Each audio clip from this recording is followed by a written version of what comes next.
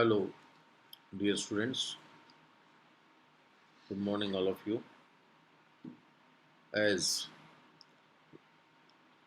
last time we discussed one important case, TMA5 Foundation case. In that case, the judgment was delivered by one of the largest bench, that was the bench of 11 judges, headed by Justice Chief Justice B.N. Kripa. When this judgment was delivered, means TMA5 was delivered, it was expected that now the controversies regarding minority educational institutions was finally decided or finally settled. But subsequently, few events shows a different interpretation was given in different high courts, and that's why it was left a scope, rather enough scope, to apply those principles or those interpretation which were laid down in TMFI. They were given by the various high courts in different manner. And what was the result? That the high courts were flooded with writ petitions seeking for settlement of several issues which remained unsolved. Therefore, again, the educational institution moved to the Supreme Court and filed a writ petition on the name of Islamic Academy of Education versus State of Karnataka, which was decided in 2003. And here it was raised in the said petition that there are several doubts which ought to be resolved, ought to be solved. Here, the petitioners submitted before the Supreme Court, both in minority and non-minority, unaided professional college fixation of percentage of seats could be filled up by the management. Means that it was their contention that as per the interpretation or guideline laid down in TMFI, TMFI decision has left it for the management. The seats could be filled up by only the management. But as various states government were filled up the seats, and they argued, petitioner argued that it was not permissible. Further, they also submitted that a non-minority unaided private institutions had been given complete autonomy, not only in admission of the student, but also determination of fee structure, which could include reasonable revenue surplus for the purpose of development of education and expansion of the institution. On behalf of the minority, it was also submitted that they were entitled to fill up all seats with students of own community or language. Non-minority education also submitted that they had a fundamental rights are equal at the equal footing with the minority, and they had fundamental rights to administer and establish their educational institutions. And as I got mentioned, that they also argued non-minority educational institution that they had a equal right with minority in majority judgment in TMFI. Now, these doubts were to be cleared. On the other hand, it was the government of India, state government, and some students. They have also submitted their submission. They submitted that right of educational institutions to establish and administer was not absolute right. The right to this right to subject to the reasonable restrictions, even in respect of minority educational institutions, as compared to the national interest, means that their interest, the minority educational institution interest, cannot be above the national interest. Although the government argued before, submitted before the courts,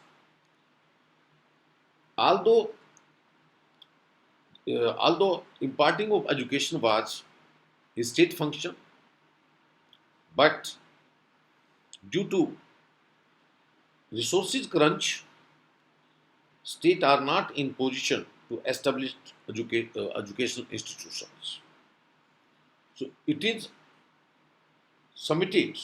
It was also submitted because of the resources crunch. State were permitted permitting the private education institution to perform the state function, and that's why if they are performing a state function, then they may be included under the definition of state, and they are subject they are expected to honor and respect the fundamental rights of the citizens. It was also submitted that if educational institutions were permitted to have their own tests for admission, the students would be put to undue harassment and hardships. For examples, the students would have to pay for application forms for various colleges, and it was also pointed out that even if each educational institution charged rupees 500 to 1000, a student would ultimately has to pay a large amount by way of application fee, as in the absence of a common entrance test. What was the argument or what was the submission of the government? That in the absence of common entrance test, the students will have to apply by separate application forms in different colleges, and they will have to pay a different fee or various varying fee for various educational institutions. And in case if admissions are going to be happened on the basis of entrance test, then they will have to pay for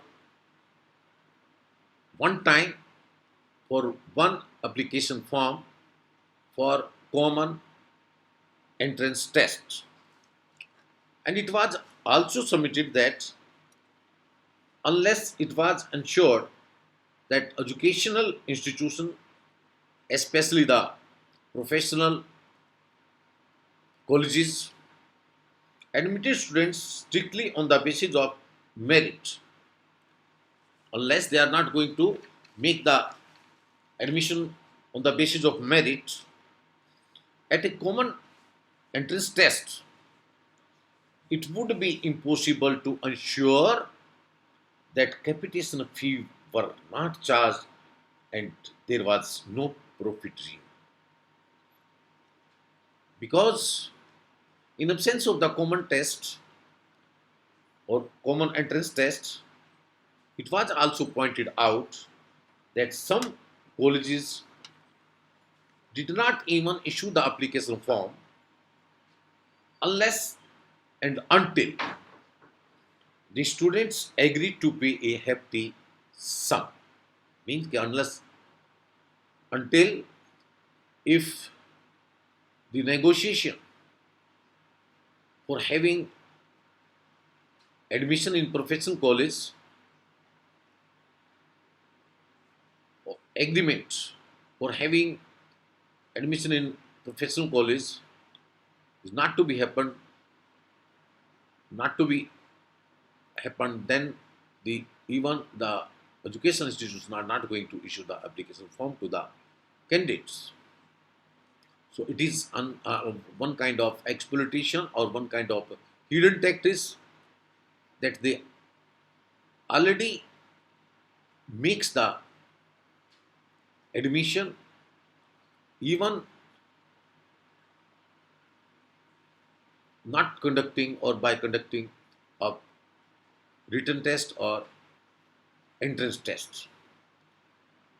It was also submitted that majority students in TMAPI that it was submitted that in majority judgment in TMAPI clarified that Article 30 had been enacted not for the purpose giving any special rights or privilege to minority educational institutions, but to ensure that the minority had equal rights with the majority. And that's why it was submitted that the minority educational institution could not claim any higher or better rights those enjoyed by the non-minority educational institutions. So, in this manner, both the petitioner as well as the government of India, governments, state governments, and other students, they submitted their submission, and this case was decided by bench of 5 judges. It was the bench of 5 judges: Chief Justice V.N. Khare, S.N. Justice S.N. Vari Ava, Justice K.G. Balakrishnan, Justice Harjit Panchayat, and Justice S.B. Sinha. Here, after analyzing the submissions of petitioner and the submission given by the governments and students, the court has to face these questions. First, whether the educational institutions entitled to fix their fee structure, whether minority, non-minority educational institutions stand on same footing, whether non-minority unaided professional colleges to fill up their seats to the extent of 100%, if not, to this what extent. And next issue or next question which was to be answered by the court, whether non-minority unaided professional colleges are entitled to admit students by evolving their own methods of admission. So here, out of 5 judges, it was the uh, team or the majority judgment which was delivered by Chief Justice of India V.N. Khare for himself, and for Justice Vari Ava, for Justice K.G. Balakrishnan, and Justice Panchayat. And it was Justice S.P. Sinha who delivered a concurring judgment to the majority. Now, as per the Justice Sinha,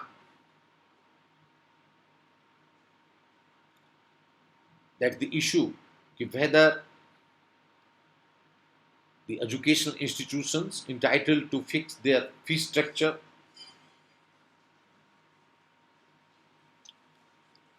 because this interpretation was to be taken as a majority in TMA Pai Foundation,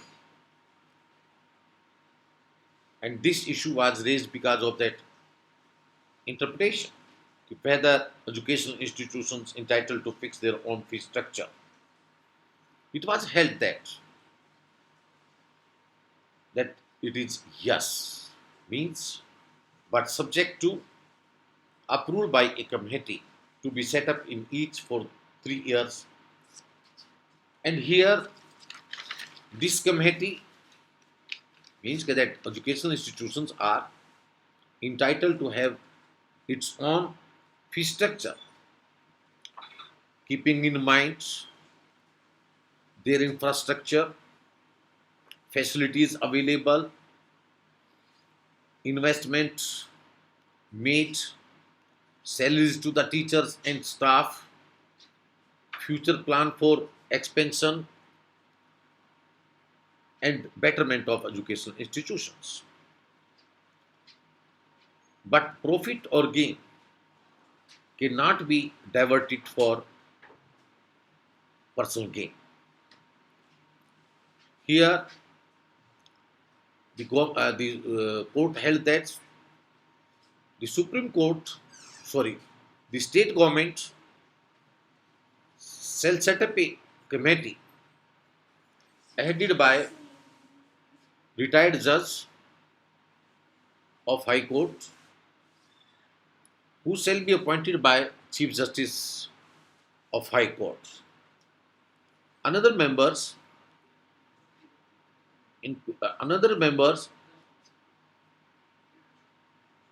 reputed CA, representation of MCI, Medical Council of India, or representation of AICTE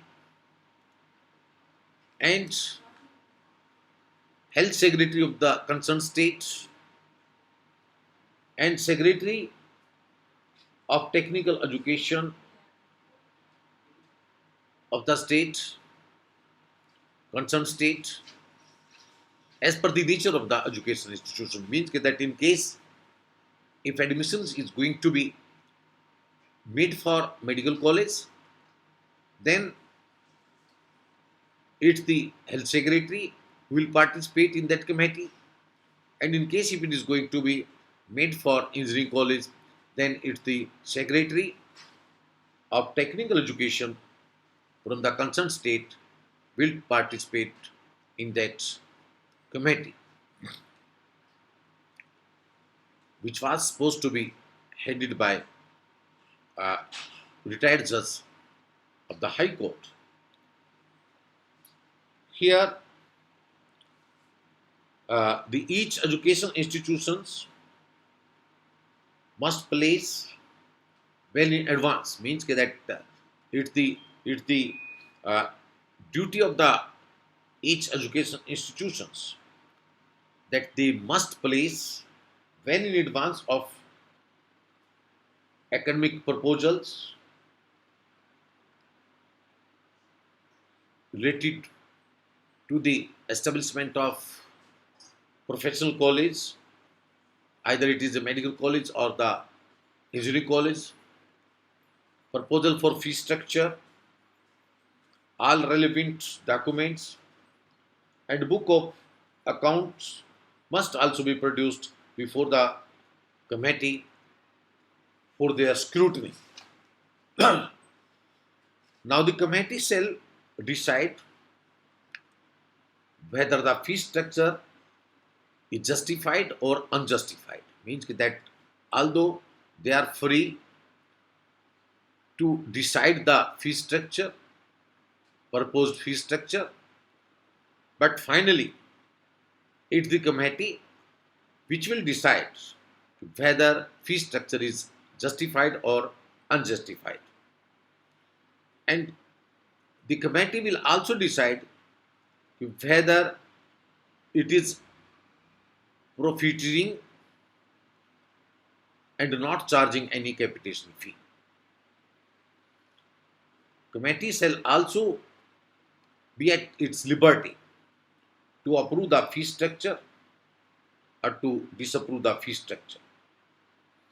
And the fee fixed by the committee shall be binding for 3 years, and after 3 years the educational institution would apply for the revision of the fee structure. And if it is found that if it is found that amount charged under any other head or guise, for example by the way of donation, or the same would be amount to be charged as a capitation fee. And if it is found that educational institution is charging the capitation fee or profiteering amount, the education institutions can be penalized by the government under frame appropriate rules. Now, as per Justice S.B. Sinha, with a view to abolish the capital uh, with a view to abolish the capitation fee and profiteering and exploitation of the students financially, the state government constitute an appropriate body till appropriate statutory regulations are met.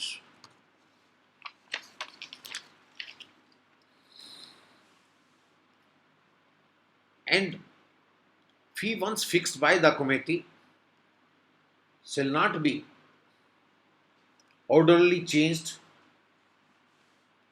for a period of 3 years unless exists extraordinary reasons. And if any event, if it is found the management of educational institutions or private unaided has accepted any amount other than fee fixed by the committee, then the educational institution may have to pay the penalty 10 to 15% of the amount collected and collected. And in suitable case, it may also lose its recognition. Now, the interpretation of the majority judgment in TMAPI Foundation, whether minority and non-minority educational institutions stand on a same footing and have a same rights under the judgment, means that it was uh, claimed by the non-minority educational institutions that they are stand on the same footing. The court answered in negative, and the Supreme Court held no. The essence of what has been laid down is that the minority educational institutions have a guarantee or assurance to establish and administer their educational institutions of their own choice. And here, the government enacts a law for nationalization of educational institutions, then non-minority educational institutions uh, are bound. They are bound, but minority educational institutions are not bound because of their status under Article 30 of the Constitution.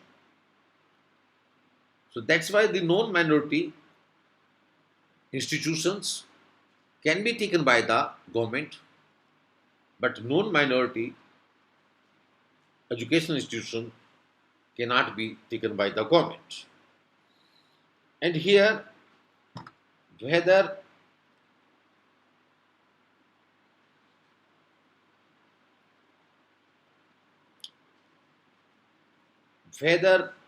private unaided educational institutions means non-minority could fix certain seats, percentage of seats reserved for the management quota. Now, this interpretation or the interpretation of the majority judgment in TMFI,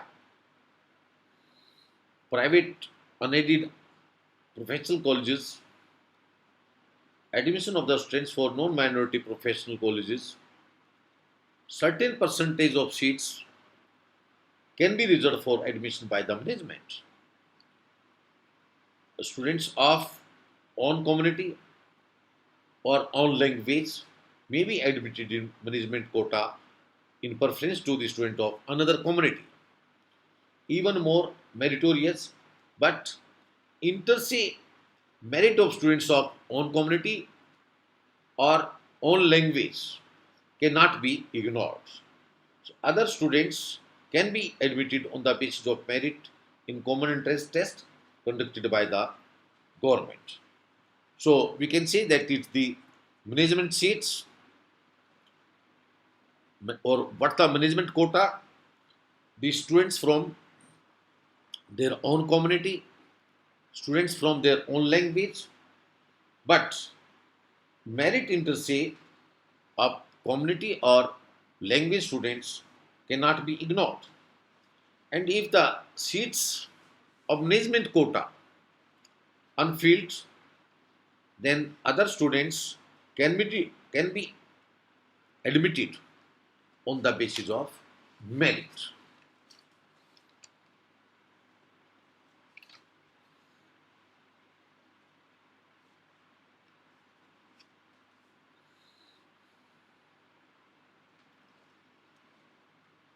So the admission to the management quota has to wait on the basis of entrance test, and the government directed to appoint a committee to ensure the test conducted by the association of the college, that has to be fair and transparent, and even educational institutions having their own admission for procedure for the last 25 years,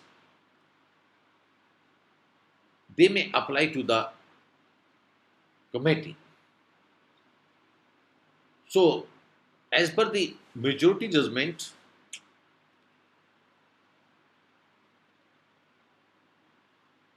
headed by Justice V.N. Khare, for himself and other judges, the judgment, uh, the court held that national interest would prevail even over the minority rights. It is for this reason that in professional college, both minority and non-minority, merit has been the criteria for admission. However, a proper reading of the interpretation given in TMA Pi indicates that the further distinction has been made between minority and non-minority professional college. It is provided that in cases of non-minority professional colleges, a certain percentage of seats can be reserved by admission, for admission by the management. The rest have to be filled up on the basis of counseling by the state agencies. The prescription of the percentage has to be done by the government according to local needs, keeping in the mind provision has to be made for the poorer and backward sections of the society. It must be remembered that so far as medical colleges are concerned, an essentiality certificate has to be obtained before the college can be set up. So it cannot be denied that while issuing the essentiality certificate, the respective state government take into consideration the local needs. Uh, in non-minority professional colleges, admission of students other than the percentage given to the management can only be basis of the merit as per the common entrance tests conducted by the government agencies. In fixing the percentage for unaided minority professional colleges, the state must keep in mind, apart from the local needs, the interests or needs of that community in the state.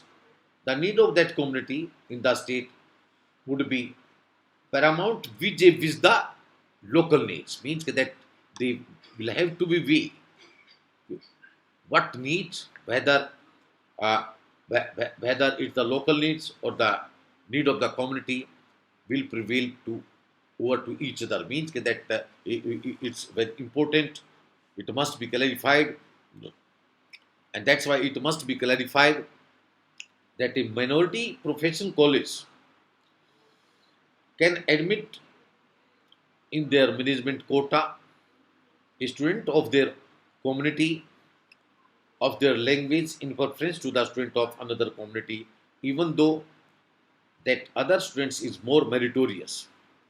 However, while selecting or admitting the students of their own community or language, the inter se merits of those students cannot be ignored.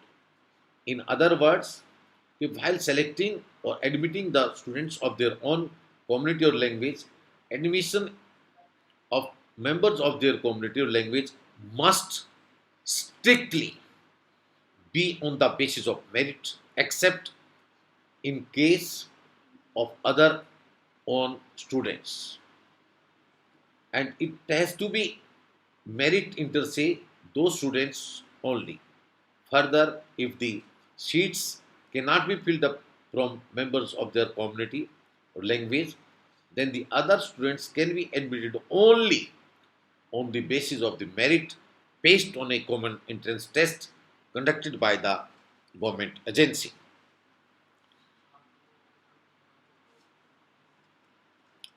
The admission by the management be made by the common entrance test held by itself or by the state university. The words common entrance test clearly indicates that such institute cannot hold a separate test. So therefore the management could select students of their quota either on the basis of common entrance test conducted by the state or on the basis of a common test to be conducted by association of all colleges of particular type in the state. For example, medical college, medical colleges, engineering colleges, or technical colleges. So the common test held to be association must be for admission to all colleges of that type in the state. So the option of the choosing between either of these tests must be exercised before issuing a prospectus and after intimation to the concerned authority and the committee set up by the government. If any professional college chooses not to admit from the common test uh, from the common entrance test conducted by the association, then that college must necessarily admit from the common entrance test conducted by the state.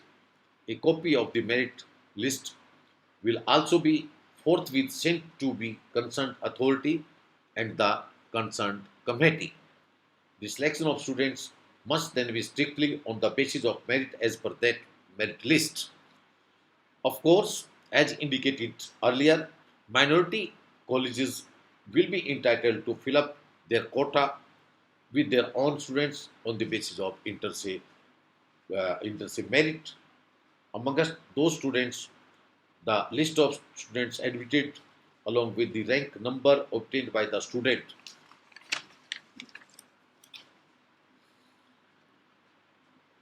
and the fee collected, all those particulars and details may be required by the concerned authority or committee must be submitted to their forthwith, and if it is found that any student has been admitted the horse merit, penalty can be imposed.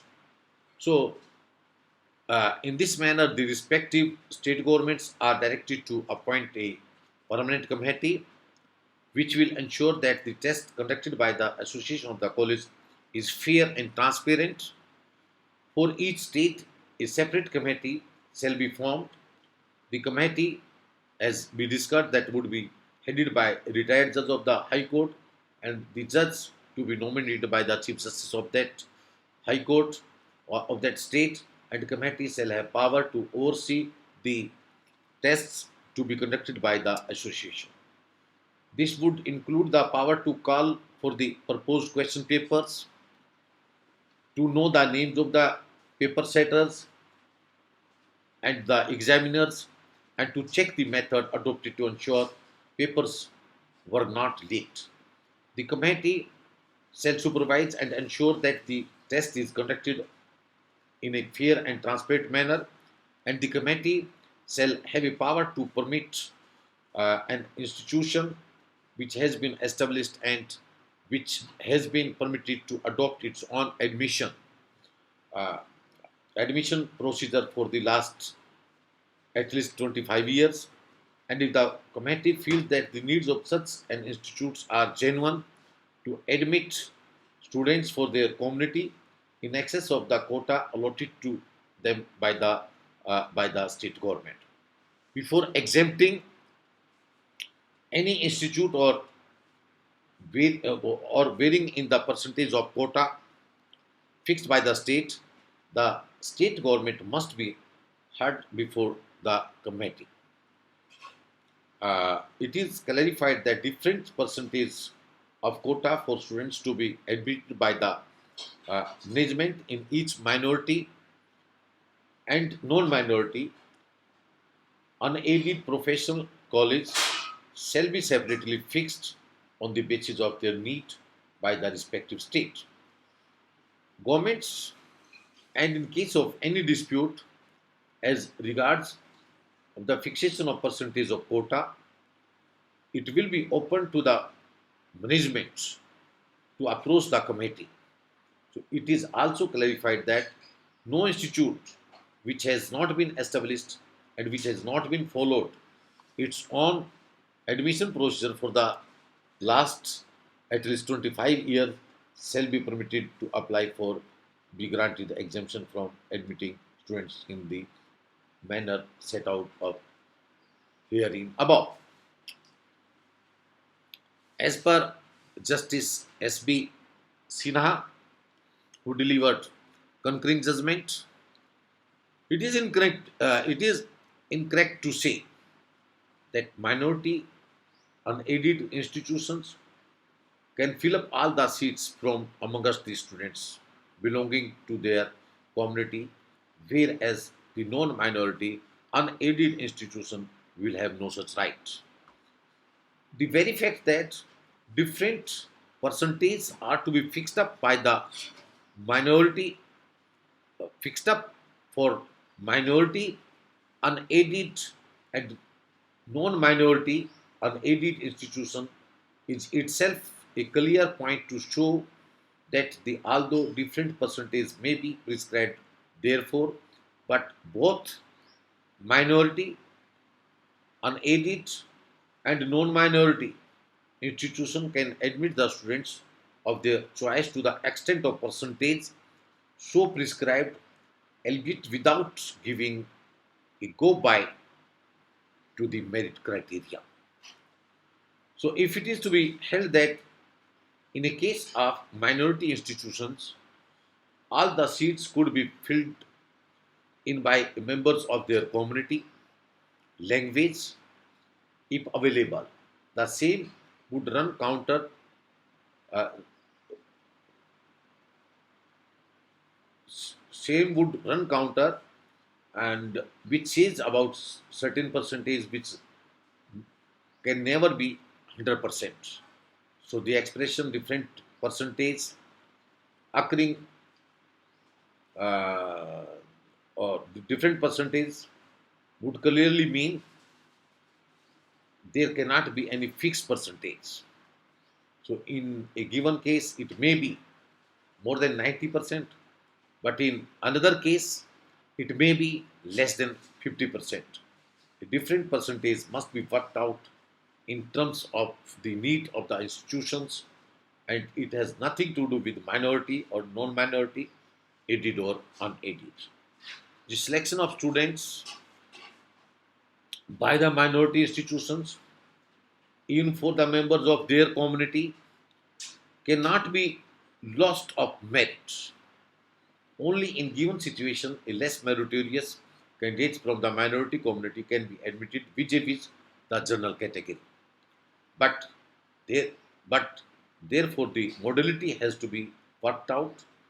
For the said purpose, de facto equality doctrine may be applied instead of de jure equality, as every kind of discrimination may not be violative of equality clause.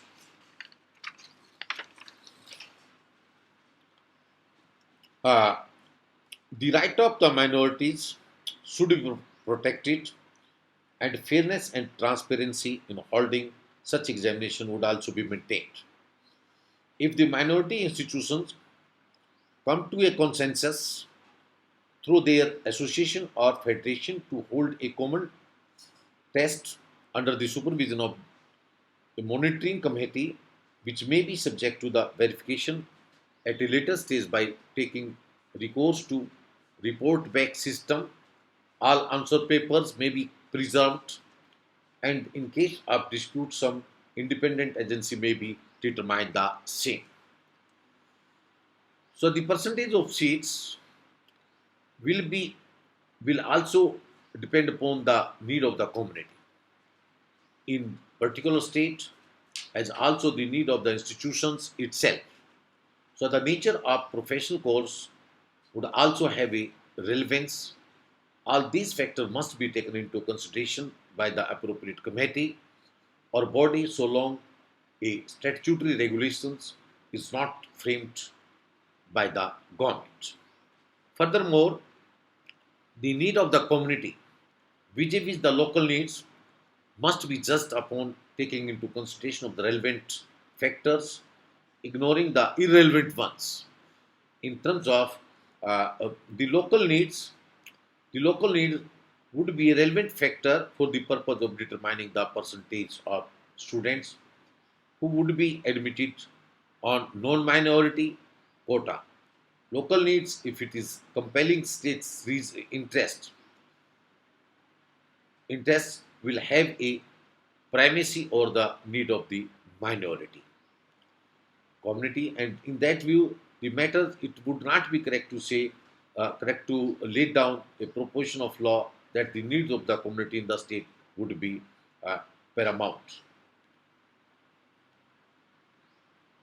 Each case thus has to be considered on its own merit, and no hard and fast rule can be laid down. Therefore, so for the aforesaid purposes, aforesaid purpose also, a machinery should be evolved in the respective state, the decision of which shall be final and binding. So far as minority institutions are concerned, merit criteria would have to be just like a pyramid. At the, uh, for example, at the kindergarten or primary schools, secondary schools, minority may have 100% quota. At this level, the merit may not have such relevance at all, but at the level of higher education and in particular professional education and postgraduate level education, the merit indisputably should be a relevance criteria. At the postgraduate level, where there may be a few seats, the minority institution may not have such say in that matter. Service of the doctors, engineers, and other professionals coming out from the institutions of professional excellence must be made available to the entire country, not to any particular class or particular group of the people. So all citizens, including the minorities, all citizens, including the minorities, have also fundamental rights, but as well as fundamental duties also. So that's why it becomes the paramount duty all of us that we must perform our fundamental duties so that others could exercise their fundamental rights. Thank you. Thank you. Again, students, in case if you have any doubts, uh, we may call a meeting and you can ask to Mr. Mann from A section and Mr. Agrawal from G section, and we can uh, sit and remove our doubts online by arranging Zoom or by arranging video conference, etc. Thank you, thank you, thank you.